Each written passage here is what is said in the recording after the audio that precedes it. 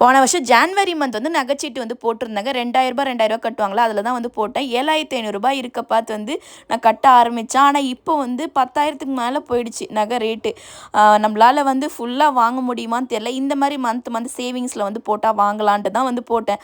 ஆனால் எனக்கு மந்த் தள்ளி போனதுனால வந்து பிப்ரவரி மந்த் தான் வந்து எடுக்கணும்னு சொல்லியிருந்தாங்க. அதனால் மந்த் ஸ்டார்டிங்லேயே வந்து நகைச்சீட்டு வந்து கட்டிட்டோம். நேராக வந்த சண்டே மார்க்கெட்டில் செம்ம க்ரௌடு, வண்டியே ஓட்ட முடியல, அந்தளவுக்கு கூட்டமாக இருந்துச்சு. பொங்கல் ஷாப்பிங்லாம் வந்து பண்ணுறாங்க போல். நம்ம கடைக்கிட்ட வந்தோன்னா அப்பா தான் உட்காந்துருந்தாங்க. அம்மா ஆப்போசிட் கடையில் அங்கே தான் நின்றுட்டு இருந்தாங்க.